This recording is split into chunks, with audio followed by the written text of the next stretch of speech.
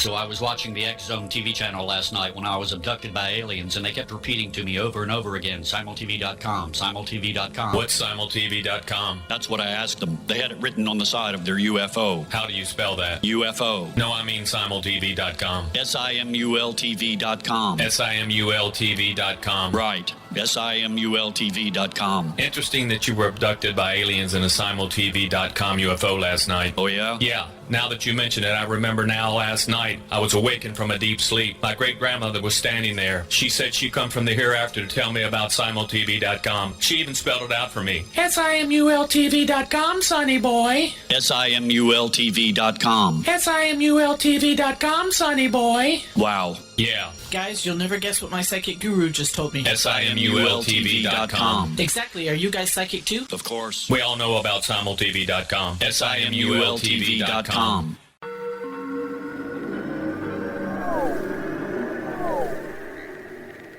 Roswell in the 21st century is a detailed re-examination of the Roswell UFO crash case. I have studied the evidence for more than 30 years, and I now put that evidence under a microscope in a cold case examination of the facts. These facts might not please everyone. They are based on my comprehensive investigation that took years to complete, but they do lead to the conclusion that whatever fell was not built on Earth.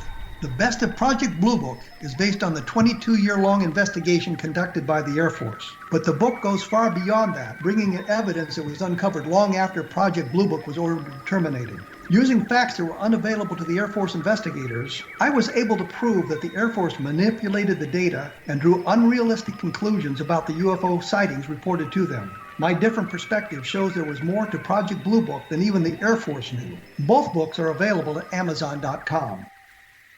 Join Patty Conklin and Healing Within Radio each week. More than entertainment, Healing Within offers educational, useful tools for everyday life. Listen for help overcoming fear, anxiety, and depression. Patty knows about eliminating cancer, MS, dementia, Parkinson's, and a host of illnesses that we face every day.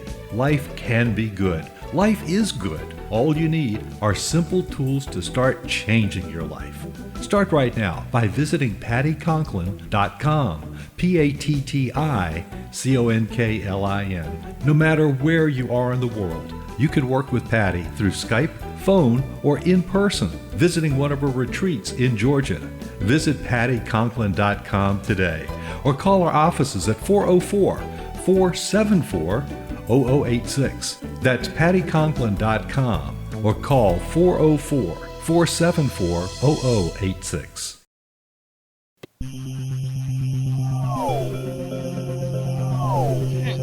This is A Different Perspective with Kevin Randle.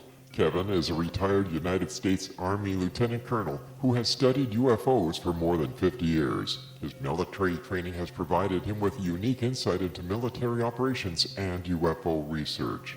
Kevin has investigated many of the most mysterious cases and has been consulted for dozens of documentaries and been interviewed on hundreds of radio and television programs about UFOs. Considered to be one of the leading experts on the Roswell UFO crash, Kevin has written more than 25 books about UFOs, including Roswell in the 21st Century and Encounter in the Desert, a re-examination of the Socorro UFO landing. Now here's the host of A Different Perspective, Kevin Randle.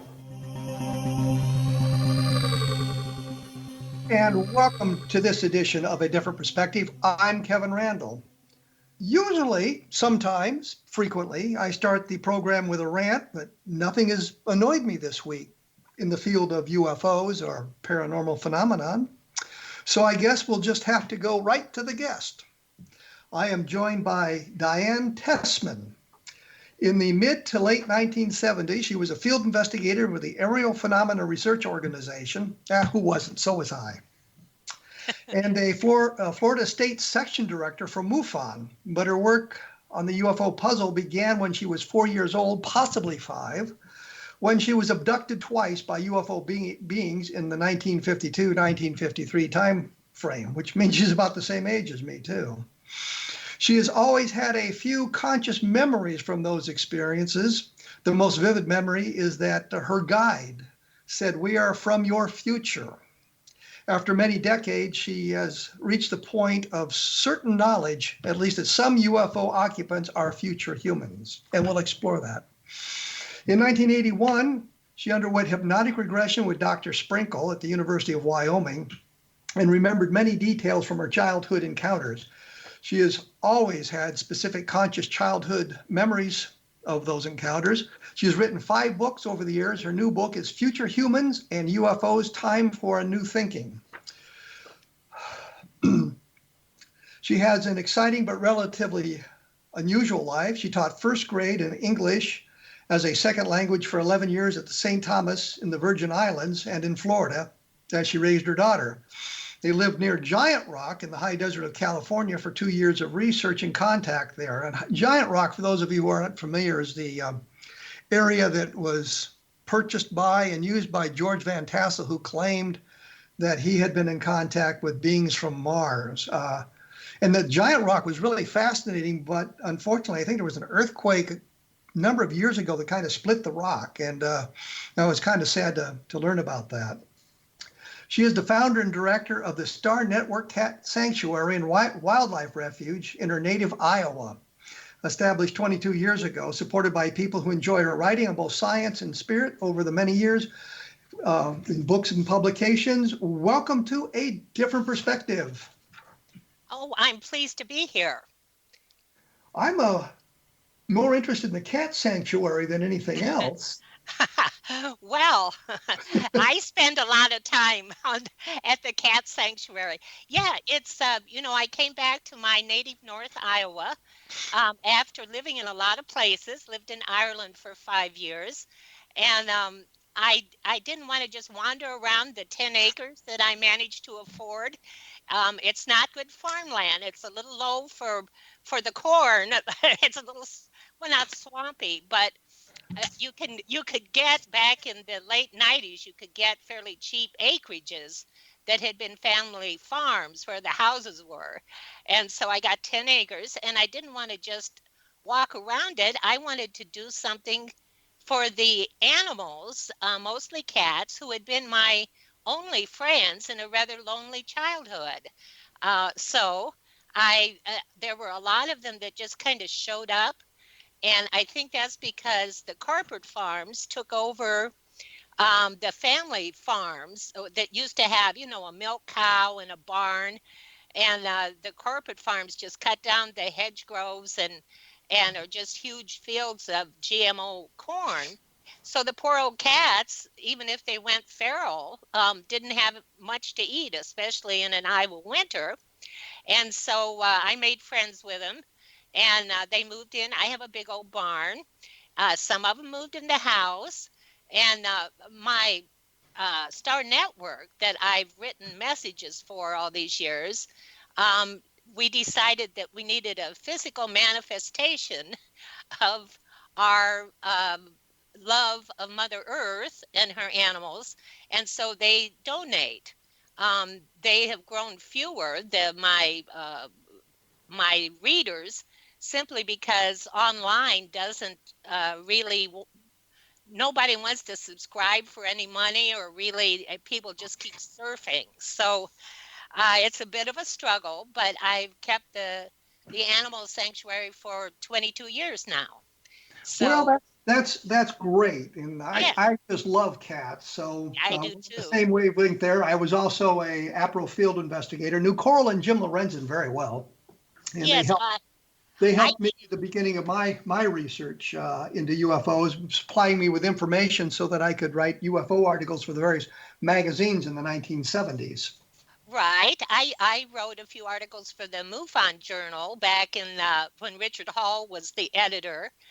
And I dated Richard for for a little while. Mostly I was after some information of some sort about UFOs because he was quite a bit older than I was. But Jim and Carl, I never met, but we communicated when I was a field investigator. Well, I see here that you, I guess your interest in UFOs began with the abductions when you were a child. Did that kind of foster your interest, or was there something else that triggered it? No, it did indeed begin my interest. And I had a few conscious memories, have always kept them. And one of my few conscious memories is that the abductor, who was my guide, said, "We are from your future." And, he could have been lying, but I've investigated that for, just turned 73, and I've been in ufology for 40 years and done my publications for 38 years. And all of that has been done.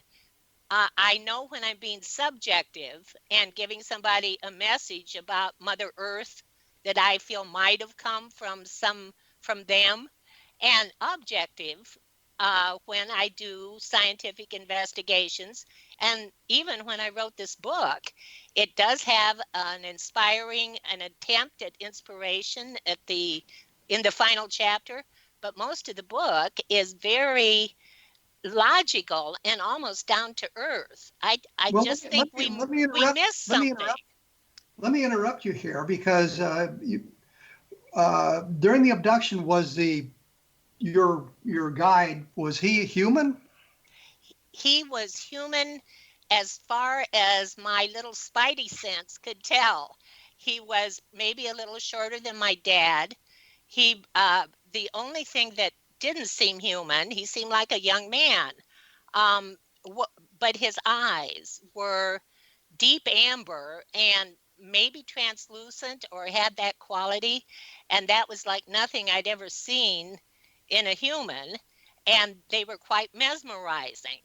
And I don't know whether he communicated with telepathy or with English, um, but I know he communicated, and it has influenced my life. And I have no regrets. A lot of abductees spend a lot of time regretting and feeling angry and victimized, and I don't blame them.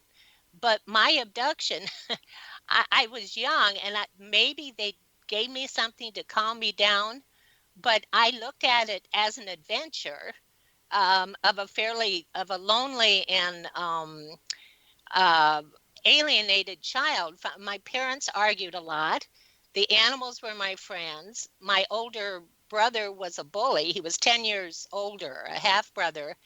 And I guess I found it fascinating, but maybe they gave me something, because I've had people say, "Oh, you must have been terrified. How terrible that was of them." And yes, I get that. But it's always been a driving influence in my life to investigate it and to be open to new ideas and outside the box thinking. So And he told I you, wouldn't he change told it. you, he told you during this abduction that he was from our future. He was a time traveler. Yes, we are from your future. Did he give any clues to how far into the future he came from?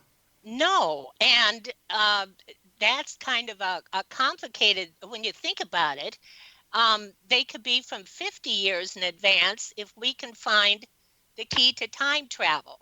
Michio Kaku says it used to be something of just imagination and impossibility, science fiction. He says now it's a matter of engineering. Well, And let me interrupt you here because I'm going to have to yeah, take a break. But we'll explore this idea that time travel is possible, and of course, we're always moving into the future.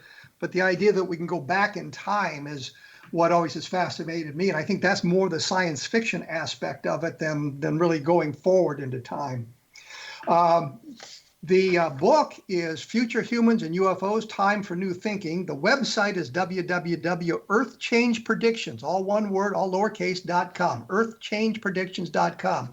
My blog, of course, is www.kevinrandle.blogspot.com, and my latest book is the Best of Project Blue book, which is doing fairly well given the circumstances. We will be back right after this with DIANE Tessman talking about creatures from the future. So stick around.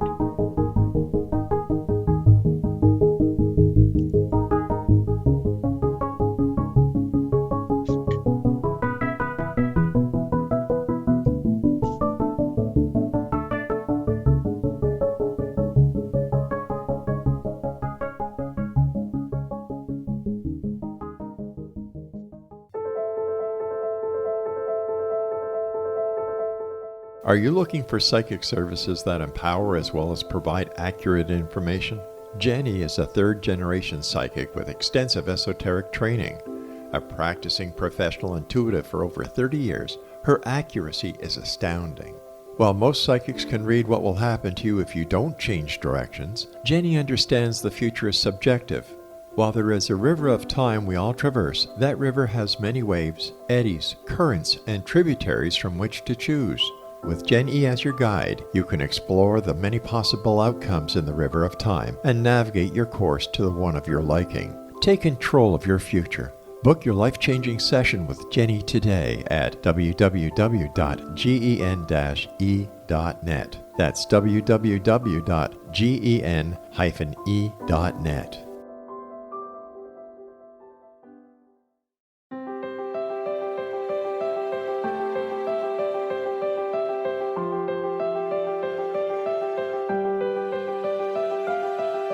Mission Evolution is dedicated to the well-being of the planet and animals, as well as the evolution of humankind.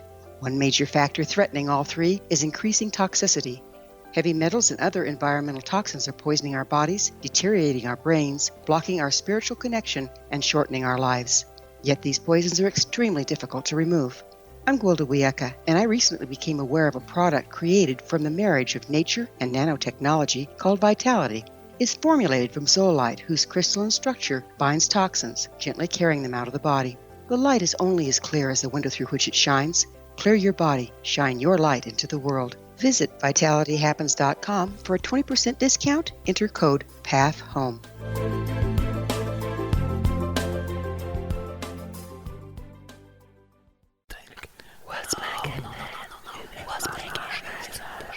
In the mid-1990s, I was approached by a young woman who believed she'd been abducted by alien creatures.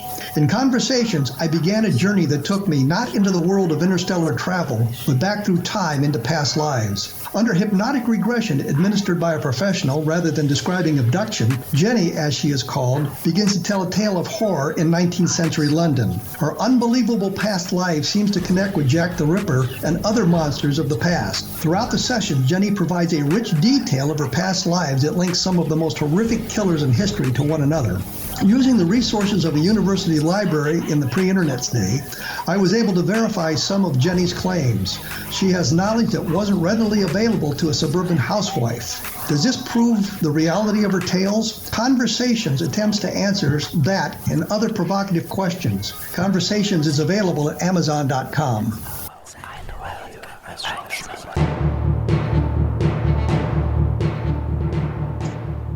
I am here with DIANE Tessman. We're talking about her book, Future Humans and UFOs, Time for New Thinking. But before I get back to her, let me just point out there's some other fine programs about the paranormal on the X-Zone Broadcast Network. So take a look at the listings at the X-Zone website, and I'm sure you'll find something that will spark your interest as well.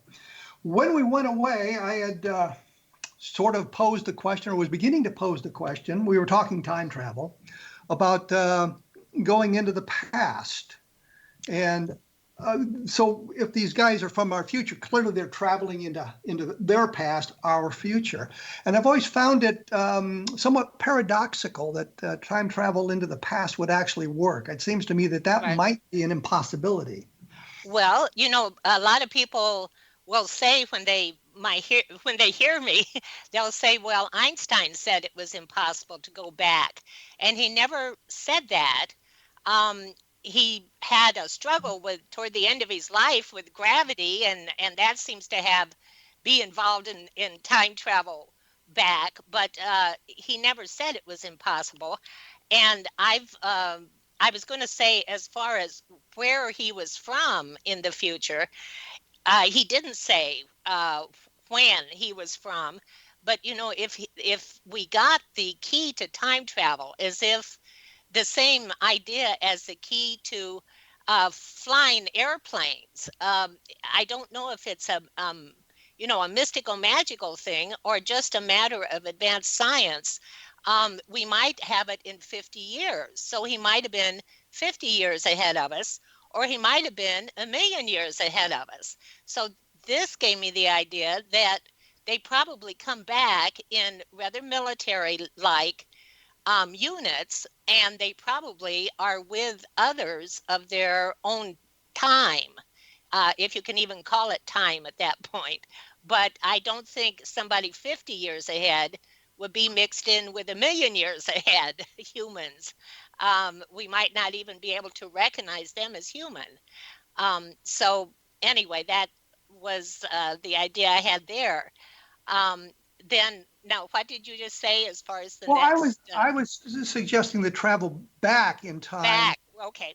is Well, probably impossible. I can see traveling into the future, and I think Einstein's theory of relativity suggests that as you approach relativistic Right. speeds, time slows down for you so that you age at a different rate, or time passes at a different rate right. than for those people on Earth. So if you take a trip to, let's say, the Tau Ceti star system, I just picked that one because I could. I think it's about 8 light years away, 9, 10 light years away, something like that.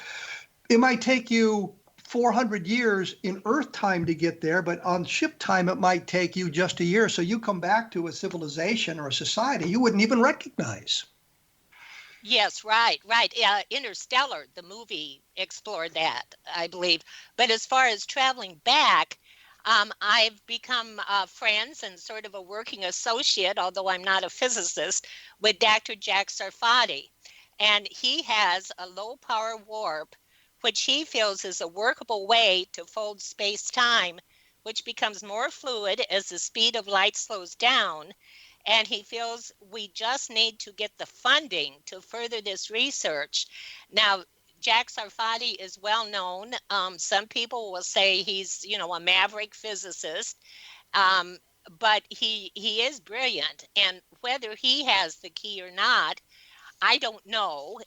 He doesn't know for sure, but he is fairly certain of it. In fact, he had funding promised to him from the EU right before the virus struck. And then they had to, Italy was involved. He had done a one-man seminar there with their scientists. And it was just hanging, just about ready to go as far as funding. But I have here a detail. It's also in my book. But I've written down the details. I don't know if you want to go into the physics. Well, let me ask you a question. I mean, he talking about going into the future or going into the past? No, going past time travel in general. He feels he had his inspiration when he looked at the Tic Tacs that the Nimitz and the Roosevelt and others encountered. And he came up with the fact that they were in a zero gravity bubble. And he looked into it with metamaterials, which incorporated, he feels, into the skin of the UFO. He says, in other words, it is a part of the composition of the outer craft. And that might work in with Roswell, with the strange materials that may have been recovered from Roswell. He says there would be many lattices within lattices of metamaterial, like Russian dolls, in different scales. And these exotic quantum materials are the key to time traveling either. He's speaking of back more than forward, because we know forward happens, like you said, when we fold but space. If we go back in time, can't we really screw up the timeline? Well, not according to Dr. Sarfati, who taught me about the Novikov self-consistency theory. It's sometimes called the Novikov loop. It asserts that if an event exists that would cause a paradox or change the future, the probability of that event happening is zero. It's a given physics law. Now, maybe, it could be wrong, but as far as we know, it was a Russian scientist developed it back in the 1800s, and it is accepted that it would be impossible to change, to create time paradoxes, like going back and accidentally killing your grandfather type of thing. It's not going to happen. There's a zero possibility. We are on the path we are on. But doesn't even an appearance of someone who's traveling from the future, doesn't that upset the timeline? In anthropological studies, they've learned that the mere presence of the anthropologist studying a society, even though he's not going to interact with that society, does in fact alter it. And so you're suggesting that we have time travelers coming in, manifesting themselves in various ways, telling people they're from the future. Wouldn't that just by itself change it? Because now you're suggesting to someone time travel is possible. And if you think something's impossible, you're not going to do it. And if you're told something is possible, then you're going to attempt to find ways to do it. So the mere suggestion that time travel is possible would be altering the timeline. Well, of course, the general assumption has been it's ETs. Very few people really think about the fact that it is a future time travelers, that it's us. And the other thing I have, so they've kind of let that impression stand. I don't think they've told, I don't know why he told me. Maybe I was supposed to write the book. I don't know. But the other thing is, perhaps they've always come back. And that goes into my chapter 10 in the book on ancient astronauts. Perhaps they've always been here. Jacques Vallée wrote about the strange beings and that he felt were perhaps from Earth, some Earth source.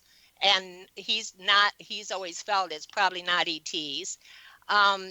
So if you can come back to 2020 or 1947, you can go back to ancient Rome or even earlier, and perhaps they were the ancient astronauts, or we were the ancient astronauts. Perhaps even if you don't want to get into ancient astronauts, perhaps we have always been around because it's their planet as well. So they've always been around. If they can travel through time, why would they let things like World War II take place?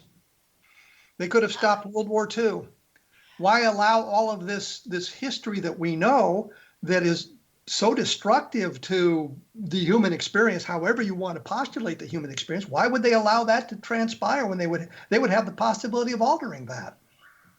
Well, could they, if considering the Novikov, no probability of changing the future, and also there may be a non-interference directive because we have to develop in the way it would be like having an adolescent, a 13-year-old boy that steals the car and doesn't learn not to run it into the ditch. You kind of got to let him.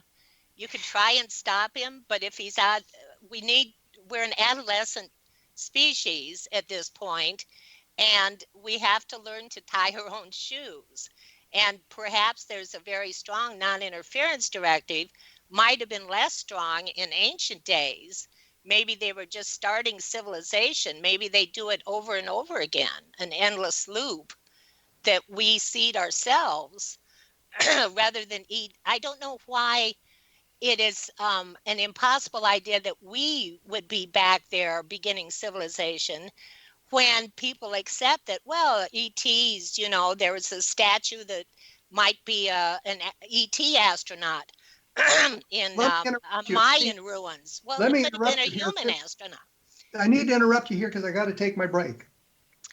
Okay. I am here with Diane Tessman. Her book is Future Humans and the UFOs, Time for New Thinking. The website is www.earthchangepredictions.com. Mine is www.kevinrandle.blogspot.com. And since we mentioned Roswell briefly in passing, I will note that Roswell in the 21st Century is still available, and I think it gives the best analysis of where that case investigation stands today, given all the information that we have.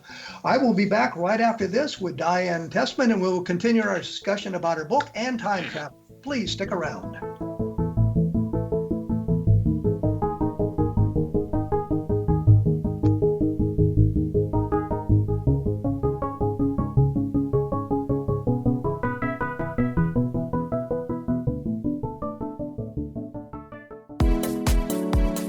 How would your life change if you could develop the business and personal skills that you need in order to make more money? Do you want to learn how to achieve your big life goals faster? Then go to findhiddenmoney.com and get the Goal for It online course. The course teaches you how you can set and achieve your biggest goals while completely overcoming the roadblocks to your goals so that you can realize your dreams and imagine more success. Go to findhiddenmoney.com.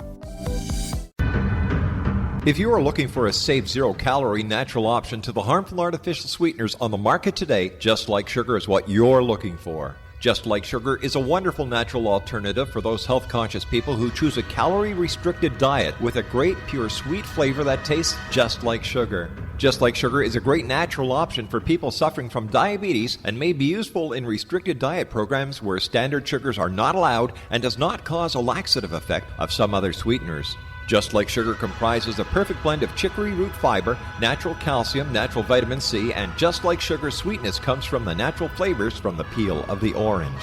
Just Like Sugar is a natural alternative to harmful artificial sweeteners and will change the way that you believe all natural sweetener products taste. Just Like Sugar is available at your local Whole Foods markets, Wild Oats markets, Henry's, Sun Harvest, and many other fine natural food stores in the U.S., Canada, and worldwide. Audience, if you have seen a UFO, had a close encounter, seen a ghost, Bigfoot, lake monster, or a story that you would like to share or have investigated, contact me, Rob McConnell, by sending me your email to xzone@xzoneradiotv.com, or you can call toll-free 1-800-610-7035, extension 143, and on Skype, X-Zone Radio TV. For more information on the X-Zone Radio TV show with yours truly, Rob McConnell, visit www.xzoneradiotv.com or www.xzonetvchannel.com or simultv.com and xzbn.net. Until next we meet here in the X-Zone from our broadcast center and studios in Hamilton, Ontario, Canada, always remember, X-Zone Nation, keep your eyes to the sky and your heart in the light.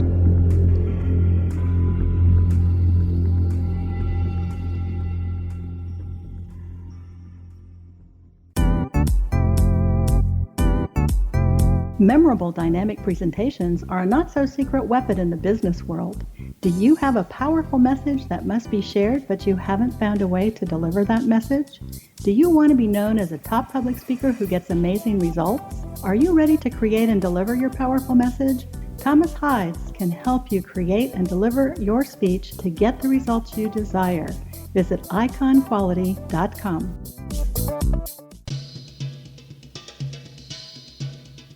I am here with DIANE Tessman. We're talking about future humans and the UFOs, time for a new thing, and we were talking time travel. And I was wondering, I noticed that a lot of discussion is quite speculative. You're suggesting, of course, the abduction took place, and I think go ahead. Well, Leo Sprinkle had conducted the hypnotic regression, and hypnotic regression is one of my favorite ways of recovering information, given the pratfalls or the pitfalls. No, not mine either. They took a membrane from me. We haven't gotten into that. You are speculating as much as I am. If you feel it's ETs, or if you say that, well, why didn't they stop World War II? And I'm speculating back. So you're speculating too. When I say ETs, I'm thinking that we've got actually more evidence of that than time traveling humans. And I think that if you take a look at it, the possibility is much more likely that we're dealing with interstellar travelers as opposed to time travelers. Well, I disagree. I've got Dr. Mike. Let me just give you a little bit about my book. I've got Dr. Mike Masters, who is an evolutionary anthropological professor at University of Montana. And he says that the way evolution is going is the way that many of these beings look. They have wasted muscles. They're not as muscly as we are. And the Neanderthals had more muscles than we. So we're going in that direction. He's also written a book on time We've had him travel. on the program. I don't know if there's too much evidence for ETs. To me, time travel, we're all in the eternal now. And to somehow, with quantum computers and artificial intelligence, to find the key to time travel might be easier than those huge distances of interstellar space. And how would ETs even evolve to look humanoid? Different Well, sun, different everything. when you start talking about that, there are any number of studies that suggest that the human form, as we see it today, is probably the best to develop intelligence, because you have an upright posture that allows you to see the predators coming at you, two eyes for stereoscopic vision that allows for depth perception. You have hands with fingers that allow for the manipulation of small items. And by adding an extra arm or two or an extra eye or something really doesn't generate any benefit to the creatures. So there are that's speculation. There's a number of studies that suggest that the humanoid form, evolutionary, is the best direction to evolve into intelligence. Yes, but that if you're applying it to a planet 500 light years away, that is speculation also. Whereas here we are in humanoid form, and we're going to go on or we're not. I mean, we're in a golden age of science, everything from astronomy to quantum physics. And what about not our grandchildren, but our great-great-great-grandchildren? Do they not have a future? Will they not continue to develop science that we've given them the basis for? I just think we have very little confidence in ourselves that we won't find the key to time travel. But we already have space travel. We've been to the moon. We've launched spacecraft out of the solar system. I think Voyager is now out of the solar system. It's penetrated the outer reaches of the solar system. And space travel is something that we can postulate based on the science where we are, where time travel is more fantasy than it is reality. No, it isn't. Not according. You'll have to have Dr. Sarfati on. I mean, I can read you the details of his low power warp. I haven't. He wants it said exactly right, which is why I would have to read it, because I can't do it off the top of my head. It's physics, but I'm not trying to read the equations of physics. But he explains about metamaterials and the strange electromagnetic properties. I just don't see why it, well, for instance, why do we think ETs turn off and on the nuclear codes back in Malmstrom and Minot? Well, we don't know. We don't. Well, yeah. You just said ETs, and the answer would be we don't know. We don't know who turned off the missiles at Malmstrom. Well, I think it was future humans, because they have a stake in what we're doing to the planet. Then why don't you turn them off everywhere? In burying nuclear waste, we bury nuclear waste. We don't even have a place to store it safely. A lot of it is temporary storage. The half-life can be 100,000 years. So what are we leaving to our great-great-great-grandchildren? Perhaps. Well, if they're time travelers, why don't they stop us from doing that? They could do that without really interfering and causing any ripples through time, by ensuring that we don't leave those things behind. Because you can't change the path that the species is on. They give covert warnings, but they couldn't change it if they wanted to, probably. That's contradictory. They give warnings. They can't change it. So warnings, why give warnings? Because they've always given covert warnings. It's the path that our species is on, and you can't go back and you can't change the future. There's a 0% chance. Well, I would argue that you can go, if you invented time travel into the past, you could alter the time. And the theory you're espousing simply says, no, you can't do it. I say other theories suggest you can do it. And Isaac Asimov did a wonderful book called The End of Eternity, where they had developed a great huge society in which they manipulated time from the beginning of the 20th century up hundreds of thousands of years into the future. And they would go in and make what they called the minimum change necessary to alter some kind of bad thing that they wanted to take care of. Well, and that theory is just as relevant as the theory that you're espousing. Okay, Hitler didn't win World War II, so they changed it. Okay, I can guess at that, but that's not in my book because I don't know that. That was science fiction on Asimov's part. But Isaac Asimov was a well-trained scientist, and a lot of the... Yeah, but that was a science fiction story. And they saved us from Hitler. Pardon me? Maybe they stopped Hitler from But you just said they can't.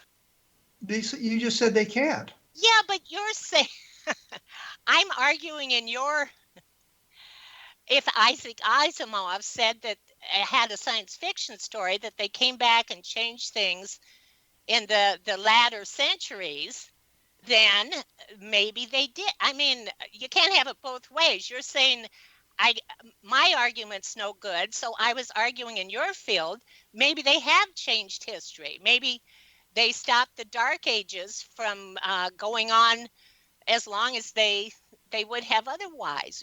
We don't know that. My book is based in logic of things like it's like a forensic profiling. Who has the best motive for warning us or for being concerned that we're contaminating the planet with buried nuclear waste, with nuclear warheads? To me, the motive, they always say look for the why as much as the who. The why would be that do they even have fresh water to drink? How much has climate change changed their world? And that's not my only argument, but that's the kind of argument I give. And also Jacques Vallée has always said, why would ETs hang around year after year? They might explore a planet for, I think he said they might land and survey it 5,000 times, maybe over a year or a few years, and then they would travel on. I mean, you almost have to believe that it's some kind of ascended, wonderful, magical ETs that will always look over after us. Do we want? Well, I would argue that if you found a planet that is teeming with sentient beings and that they're evolving from a agrarian society into an industrial society, that might be an interesting thing to research. And while you wouldn't be here continuously, you would come back periodically to see how things have developed. And that now we're in the phase where the graduate students are coming back to do their PhD dissertations about the evolution of life, the society on planet Earth.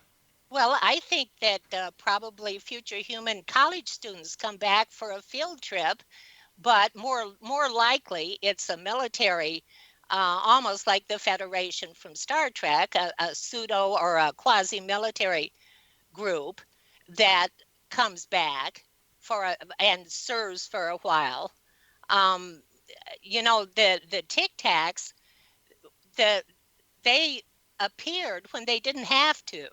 They knew the military did maneuvers in that area between Baja and... I've got to interrupt you because I'm coming up against a hard break here, so I've got to take time out. I am talking to DIANE Tessman. We're talking about future humans and UFOs, a time for new thinking. Her website is www.earthchangepredictions.com. Mine, of course, is www.kevinrandle.blogspot.com. And the latest book is The Best of Project Blue Book, which is a study of the Air Force investigations of UFOs and that sort of thing. We will be back right after this, so please stick around.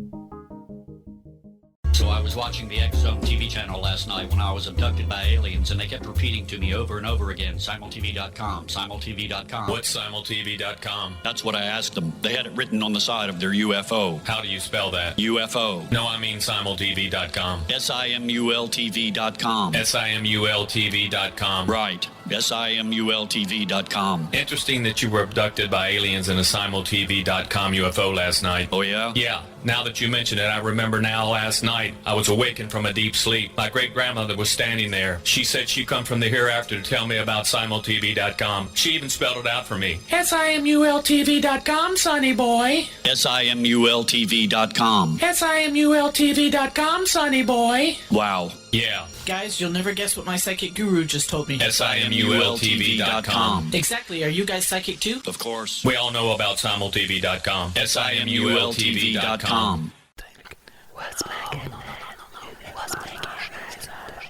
In the mid-1990s, I was approached by a young woman who believed she'd been abducted by alien creatures.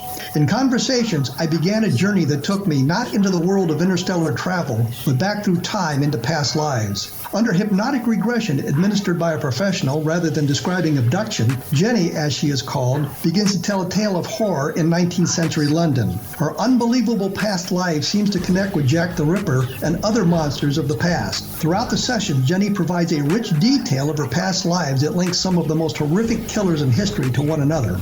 Using the resources of a university library in the pre-internet day, I was able to verify some of Jenny's claims. She has knowledge that wasn't readily available to a suburban housewife. Does this prove the reality of her tales? Conversations attempts to answer that and other provocative questions. Conversations is available at Amazon.com.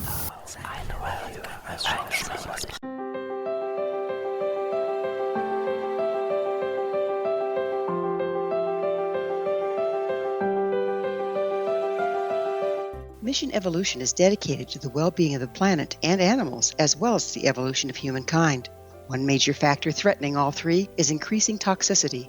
Heavy metals and other environmental toxins are poisoning our bodies, deteriorating our brains, blocking our spiritual connection, and shortening our lives. Yet these poisons are extremely difficult to remove. I'm Gwilda Wiyaka, and I recently became aware of a product created from the marriage of nature and nanotechnology called Vitality. It's formulated from zoolite, whose crystalline structure binds toxins, gently carrying them out of the body. The light is only as clear as the window through which it shines. Clear your body, shine your light into the world. Visit vitalityhappens.com for a 20% discount. Enter code PATHHOME.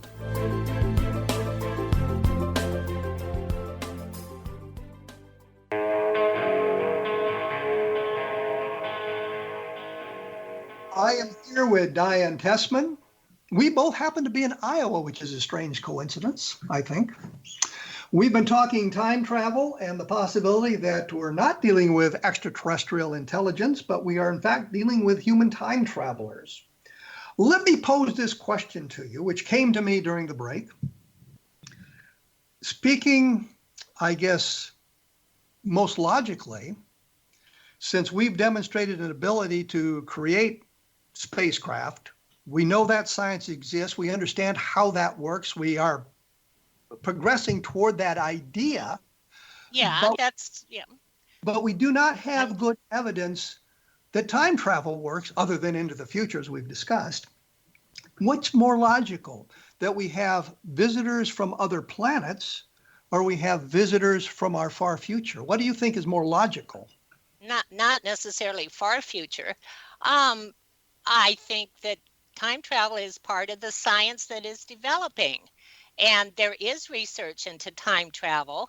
I think we might have said before the airplanes, the Wright brothers, well, we know that we can roll along in a wagon, but can we really take off in the air? It's a development of advanced science. I think it was Arthur C. Clarke who said any advanced technology seems to be magic. What he said, any sufficiently advanced technology, indistinguishable from magic.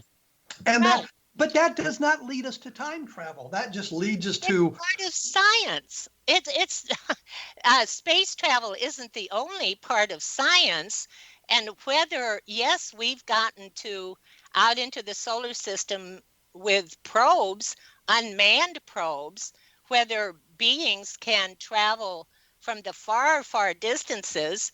Maybe they can. My book doesn't say that ETs don't exist and don't visit us. So I was saying about the Tic Tacs that they seem to want to be seen, and they engaged almost in a duel like Top Gun with the pilots, and it was whoever had the most advanced technology won. And to me, that is human behavior.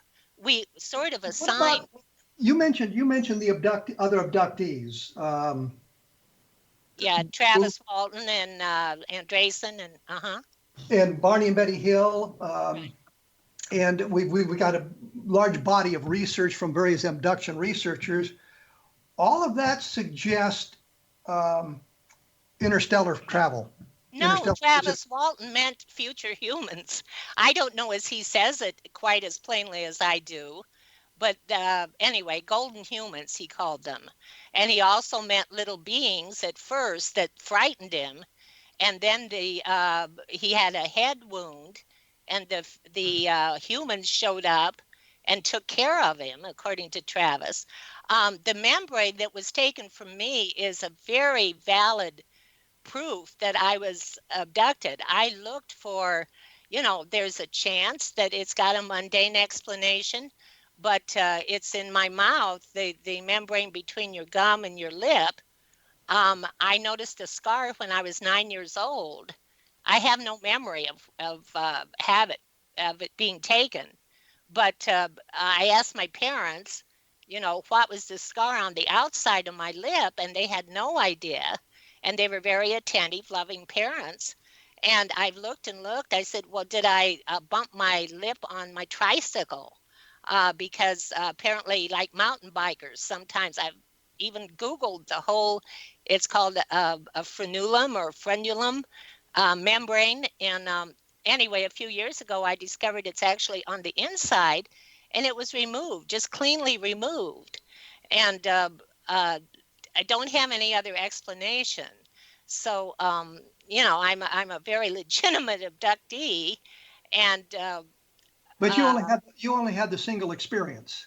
No, I had two, but I didn't regress the second one. I also know that you can not lie exactly, I guess you could, under hypnosis, but you can fantasize under hypnosis. Well, I think the better word would be confabulate, but yes. That's why. Hypnosis is not a path to the truth. It's not a very good research tool at all. It's a wonderful therapeutic tool, but not a very good research tool. That's why I've never made much out of it. You've never seen my abduction notes as much as you've seen some other abductees' abduction notes. But I've reasoned it out. I do go by, yes, a root feeling that is within me, but I don't do it subjectively. And I've not, Bud Hopkins wanted to put me in missing time due to the membrane, and I turned him down after a while when I was teaching school. I haven't publicized my abduction notes in this book. The abduction notes aren't in there, but I do go over it a bit more than I have before in a book. Well, the thing that just came into my mind, and taking a diversion here, you talked about them shutting down the missiles at Maelstrom Air Force Base, and yet you said they can't interfere. Isn't that an interference? Isn't that a contradiction? They turned them back on. You'd have to ask them. No, they didn't turn them back on. We turned them back on. Okay, we turned them back on. Well, they didn't disable them. We turned them back. They disabled them. We had to fix them. Then we fixed them. Well, then perhaps that's what they do. I mean, maybe they always do that. The ETs did too. I mean, I don't see your argument as proving that it isn't future humans. It proves that No, it's no, all a no, big no. mystery. What the problem here is the logic where the future humans can't interfere. So we're stuck with the tragedies that we've already encountered and the ones we're going to encounter in the future. Why don't the ETs stop? Why is it different than ETs do interfere? Then why didn't they stop World War II? I mean, see, it's they may not have been here and to do it during World War II. It's a different perspective. Foo Fighters. There's always been incidents of UFOs long before World War II, and Foo Fighters in World War II, and other. So, well, what about the ancient astronauts? If they were ETs, then they really interfered back then. Maybe I'm not a big fan of the ancient astronaut theory based on my anthropological background. Well, I'm not either, actually. But I just say if there was interference, it makes more sense to me that we came back in time than that ETs would bother to build a You've missed my point. You've missed my point. The point is this. You have said that they don't interfere. They can't make changes. There's a physical law that says you cannot go back in the past and change what has been written. You can't interfere with that. My point is that you've suggested a couple of times where they've in fact done exactly that. But they can interfere because we always interfere. You see, it's on the path. That's what we do. We nurture ourselves into an advanced civilization. They've always interfered a little, like the missiles. But then why couldn't they have stopped World War II? Because it's on. They may have kept Hitler from winning, but it's not on. It's a Novikov loop. You'll have to have Jack Sarfatti on to explain. Yes, I get that. We've hit a crossroad here, and I would say George Patton stopped Hitler, and the Allied army stopped Hitler. But that's another argument. You asked me if they stopped Hitler, and that isn't in my book. No, I didn't ask that. I said, why didn't they stop World War II? Well, but that's a whole different question. Okay, but whatever they didn't stop isn't in my book. Well, isn't in my thinking. The book is Future Humans and UFOs: Time for the New Thinking. The website is www.earthchangepredictions.com. So if you have questions for Diane Tessman that I haven't asked or guidance you might want from her, you can check out her website and probably contact her through that. I want to thank you for taking time out, and I hope we didn't bump heads too much during the discussion here. No, I actually enjoyed it. I always enjoy a good debate. Well, there we go. So thank you for taking your time. I appreciate that. Next week, I'm going to talk to Bernard O'Connor, who at one time was the editor of Official UFO Magazine, for those of you who've been around long enough. Bernie O'Connor was a good guy, the editor of the magazine. He's got a new website that deals with the paranormal, and we'll be talking about what his new adventures are in that arena as well. And as I say, I like to point out that the book is the Best of Project Blue Book, which came out officially on April 1st, so you can get it on Amazon. I don't know how good they are doing with shipping stuff now, meaning simply they may be involved with shipping really important antivirus type materials as opposed to books like that. And of course, take a look at Roswell in the 21st century, because I think it gives a different perspective, if I can use that term, about the Roswell case as we understand it today, as it has evolved in the last 25 years or so. And once again, there are some other fine programs on the X-Zone Broadcast Network at xzbn.net. Take a look at the listing of programs, and I'm sure there's going to be something that will spark your interest. I will be back in about 167 hours, so thank you for listening. And you have been listening to A Different Perspective on the X-Zone Broadcast Network.